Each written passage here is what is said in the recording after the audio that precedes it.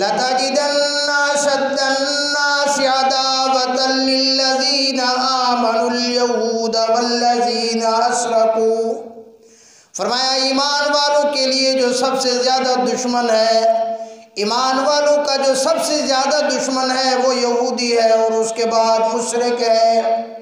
تو یہودی شروع سے ہی امام الانبیاء صلی اللہ علیہ وسلم کی ذات اقدس و اطہر و انور و اجمل کے بارے میں گستاخانہ جملے کہتے آ رہے ہیں۔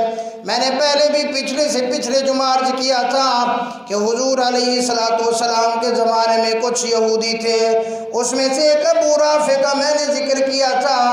آج میں آپ کو بتاتا ہوں کہ حضور علیہ السلام کے زمانے میں ایک یہودی تھا جس کا نام کعب بن اشرف تھا۔ یہ میں آپ کو بخاری شریف کی روایت سنانے لگا ہوں۔ کعب بن اشرف جو یہودی تھا، یہ امام الانبیاء صلی اللہ علیہ وسلم کی ذات اقدس کے بارے میں، اطہر و انور اجمل کے بارے میں گستاخی کیا کرتا تھا۔ یہ کعب بن اشرف یہودیوں کا بہت بڑا عالم تھا، یہودیوں کے اندر اس کا بڑا مقام تھا، خیبر کے اندر اس کا قلعہ تھا، یہودیوں کے اندر یہ بڑا عزت اور احترام والا مانا جاتا تھا، کیونکہ اس کا جو باپ تھا کعب کا، اس کا نام اشرف ہے۔ اشرف یہ قبیلہ بنو طے کا، بنو نبہان یا عرب کا ایک قبیلہ ہے، اس کا فرد تھا۔ وہاں اس نے کسی کا قتل کیا، قتل کرنے کے بعد یہ وہاں سے دوڑ کر مدینہ منورہ آ گیا، یہ وہاں رہنے لگا۔ جب وہاں رہنے لگا تو ادھر سے خیبر کے اندر ایک بہت بڑا یہودی تھا، ابو الحقیق اس کا نام تھا۔ ابو الحقیق کی بیٹی ابو عقیلہ کے ساتھ اس کا نکاح ہو گیا، اور یہ بہت بڑا ذہین فتین بھی تھا۔ تو جب اس کا نکاح ایک بڑے یہودی جو یہودیوں کا سب سے بڑا عالم تھا اس کی بیٹی کے ساتھ اس کا نکاح ہوا، اب اس نے نکاح سے یہ اشرف پیدا ہوا، یہ کعب پیدا ہوا۔ کعب ابن اشرف یہ اس یہودی عورت سے پیدا ہوا، کیونکہ اس کا باپ عربی تھا اور اس کی ماں یہودی تھی، تو اس کی وجہ سے عرب کے اندر بھی، انصار کے اندر بھی یہ بڑی عزت کے ساتھ دیکھا جاتا تھا۔ اور اس کی ماں کیونکہ یہودی تھی، یہودیوں کے اندر بھی اس کی بڑی عزت تھی۔ اب بعض اوقات انسان کو یہ عزت برداشت نہیں ہوتی، انسان اپنی اسی ظاہری عزت کے اندر آ کر اپنے منہ سے کیا کیا بک جاتا ہے، برداشت نہیں ہوا، اس نے امام الانبیاء صلی اللہ علیہ وسلم کی شان اقدس کے اندر گستاخیاں شروع کر دی۔ اور صرف یہاں تک بس نہیں، بلکہ مسلمان عورتوں کے دوپٹے کو لے کر اچھالتا تھا، مسلمان مستورات، مسلمان عورتوں کے بارے میں یہ ایسے غلط اشعار کہا کرتا تھا۔ مسلمانوں کا سخت ترین دشمن تھا، اتنا سخت ترین دشمن تھا، غزوہ بدر کے بعد پہلے تو ان کے ذہن میں تھا کہ یہ جنگ ہو جائے گی، مسلمان تو تھوڑے سے ہیں وہ ختم ہو جائیں گے، لیکن ان کو کیا پتا مسلمانوں کے ساتھ تو اللہ کی طاقت ہے۔ جب غزوہ بدر کے اندر مسلمانوں کو فتح نصیب ہو گئی تو یہ بدبخت مکہ مکرمہ گیا، مکہ مکرمہ میں جا کر اس نے کفار مکہ کو اکٹھا کیا، ان کو اکٹھا کر کے جو ان کے بڑے بڑے سردار مارے گئے تھے ان کے بارے میں اس نے اشعار کہے۔ یہ بدبخت خود بھی روتا تھا اور ان کو بھی رلاتا تھا، رو رو کر ان کو اس بات کے اوپر ابھارا کہ تم اپنے جو مقتولین ہیں ان کا بدلہ لے کر مسلمانوں کی اینٹ سے اینٹ بجا دو۔ یہ سخت سے سخت ترین دشمن تھا۔ وہاں اس نے قسمیں اٹھائیں، خود بھی قسمیں اٹھائیں، اور اہل مکہ والوں سے جو مشرکین مکہ تھے ان سے بھی قسمیں لی کہ ہم مسلمانوں کے ساتھ جا کر جنگ کریں گے، مسلمانوں کے ساتھ جا کر ہم لڑائی کریں گے۔ تو بالآخر اس کی یہ گستاخیاں اتنی زیادہ بڑھ گئیں کہ ایک دن امام الانبیاء صلی اللہ علیہ وسلم نے اعلان فرمایا کون ہے جو کعب ابن اشرف کو دیکھ لے، جو کعب ابن اشرف کا پتہ کاٹ دے۔ حضرت محمد ابن مسلمہ رضی اللہ تعالیٰ عنہ کھڑے ہوئے، وہ اس کعب ابن اشرف کے رضائی دودھ پیتے بھائی تھے، اور ان کا بڑا یارانہ بھی تھا، ان کی بڑی محبت بھی تھی آپس میں، زمانے جاہلیت کے اندر ان کی بڑی گہری دوستی بھی تھی۔ وہ کھڑے ہوئے، یا رسول اللہ آپ یہ چاہتے ہیں کہ میں کعب ابن اشرف کو قتل کر دوں؟ فرمایا ہاں، اب اس کی جو گستاخیاں ہیں، اب اس کی جو شرمندگیاں ہیں اب یہ حد سے زیادہ بڑھ چکی ہیں۔ تو حضرت محمد ابن مسلمہ رضی اللہ تعالیٰ عنہ تیار ہو گئے اور عرض کیا یا رسول اللہ میں آپ سے ایک اجازت مانگنا چاہتا ہوں، میں جا کر کعب بن اشرف سے ملتا ہوں اور مجھے ایسی باتیں کرنے کی اجازت دے دی جائے جس میں کوئی بات اس کو یہ سمجھ آئے کہ شاید میں اب اس کی طرف راغب ہو رہا ہوں، اس کی طرف مائل ہو رہا ہوں۔ حضور علیہ السلام نے فرمایا ہاں ہاں ٹھیک ہے، آپ کو ایسی باتیں کرنے کی اجازت تو ہے، لیکن خیال کرنا جو آپ کے سردار ہیں حضرت سعد رضی اللہ تعالیٰ عنہ ان سے مشورہ کر لینا، وہ اس بات میں ماہر بھی ہیں، وہ آپ کے سردار بھی ہیں، یہ نہ ہو کہ کبھی ان باتوں کے اندر بھی تیرے اندر سے تیری زبان سے کوئی ایسا جملہ نکل جائے کہ تو ایمان سے ہاتھ دھو بیٹھے۔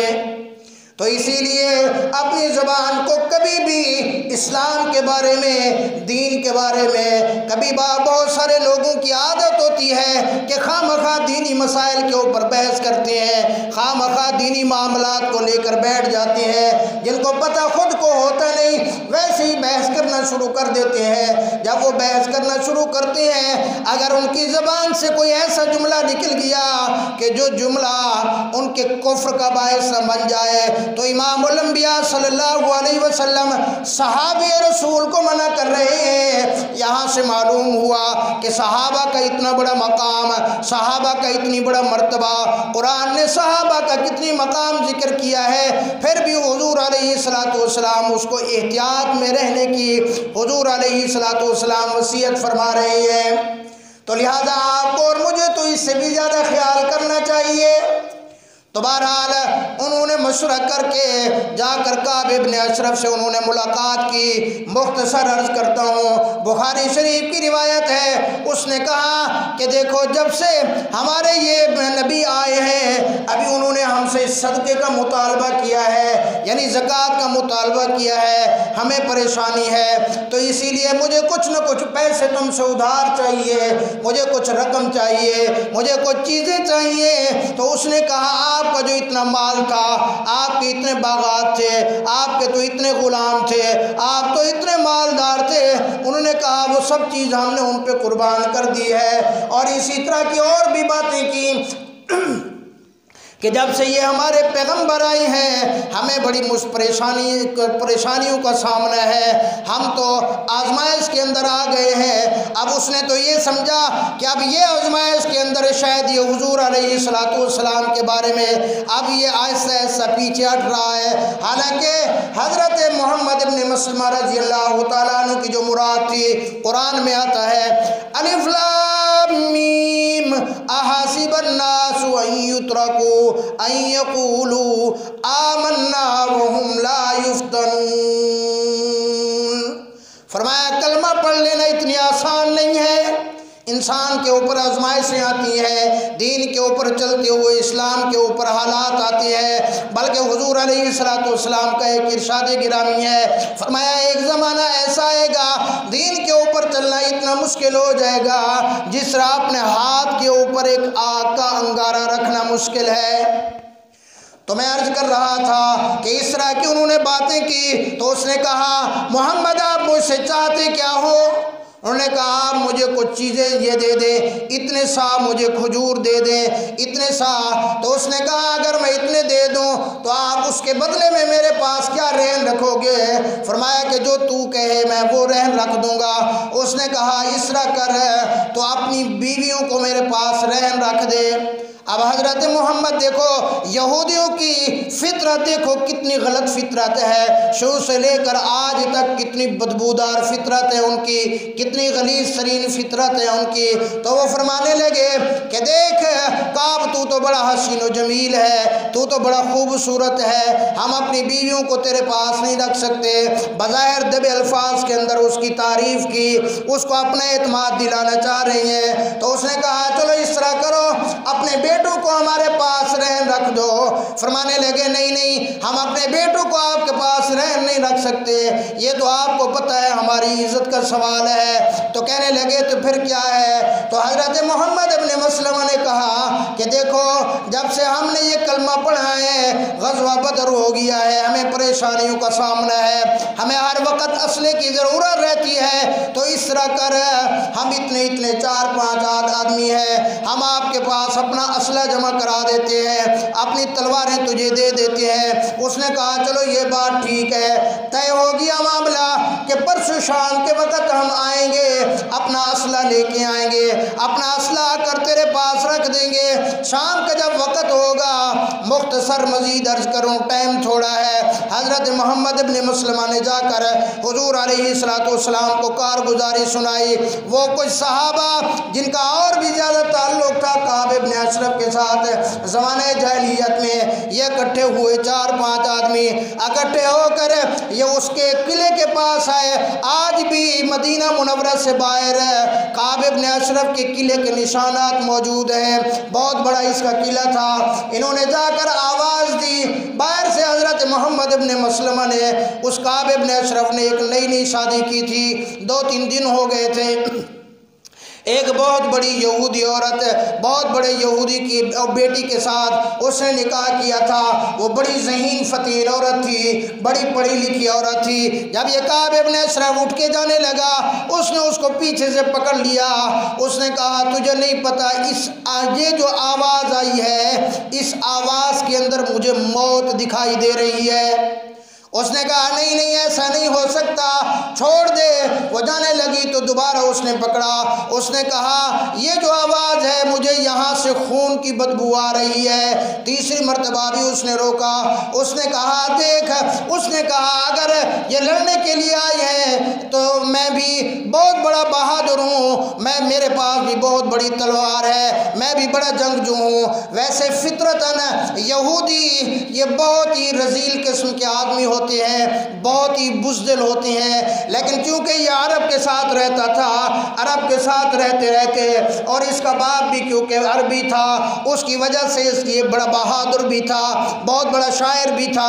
خیر یہ باہر نکلا، جب باہر نکلا حضرت محمد ابن مسلمہ نے کہا، اس کی تعریف کرتے ہوئے کہنے لگا او کعب یار تو بڑا خوبصورت ہے، تو بڑا حسین و جمیل ہے، تو جو خوشبو لگاتا ہے یہ خوشبو تو پورے عرب کے اندر نہیں ملتی۔ عرب کے اندر رواج تھا آج تو ہم خوشبو کپڑوں کے اوپر لگاتے ہیں، یہاں لگاتے ہیں، لیکن عرب کے اندر دستور تھا وہ خوشبو سر کے بالوں کے اندر لگاتے تھے یا داڑھی کے اندر لگاتے تھے۔ تو وہ حضرت محمد ابن مسلمہ نے کہا کہ اس طرح کر، یہ جو تیری خوشبو آ رہی ہے ہمارے پاس تو اتنی مال و دولت نہیں ہم ایسی خوشبو خرید سکے، ہم ایسی خوشبو لگا سکے، ہم اپنی ایسی خوشبو لے کے آئے، تو اس طرح کر تیرے بالوں سے میں یہ خوشبو سونکھ تو سکتا ہوں۔ تو وہ بڑا چوڑا ہو گیا۔ اس نے کہا ٹھیک ہے یہ خوشبو سونگھ لو۔ ایک دفعہ حضرت محمد ابن مسلمہ نے وہ خوشبو سونگھ لی، اپنے ساتھیوں کو پہلے تیار کر رکھا تھا۔ تھوڑی دیر کے بعد فرمانے لگے باتوں کے اندر کہنے لگے یار تیرے اس سر کے اندر سے خوشبو آ رہی ہے، یہ بڑی مشہور کن ہے، میرا دل کرتا ہے کہ میں اس کو سونگتا رہوں۔ اس نے پھر سر آگے کر لیا، پھر انہوں نے خوشبو کو سونگا۔ تیسری مرتبہ تعریف کر کے جب اس نے اپنے سر کو آگے کیا تو انہوں نے اس کے سر کے بالوں سے پکڑ کر اس کو مضبوط اپنے آئینی پنجوں کے اندر لے کر اپنے بازوں کے اندر اس کی گردن کو پکڑ لیا۔ جیسے ہی اس کو پکڑا جو 7 صحابہ آئے ہوئے تھے انہوں نے اس کے اوپر حملہ کر دیا۔ جیسے ہی حملہ کیا اسی وقت سب نے بیک وقت حملہ کر کے اس کتے کو جہنم واصل کر دیا۔ یہ فوراً وہاں سے واپس لوٹے۔ امام الانبیاء صلی اللہ علیہ وسلم نے جنت البقیع سے ان کو روانہ کیا تھا اور حضور علیہ السلام وہیں کھڑے ہو کر اللہ سے دعا مانگ رہے تھے۔ فرمایا جب یہ واپس آئے تو انہوں نے نعرہ تکبیر لگایا تو حضور علیہ السلام نے فرمایا کہ محمد کامیاب ہو کے آ رہا ہے۔ تو اس سے معلوم یہ ہوا کہ گستاخ نبی جو بھی ہے قرآن سے بھی، حدیث سے بھی اور اسلامی قانون سے بھی اس کا وجود اس دھرتی کے اوپر ناپاک اور ناقابل برداشت ہے۔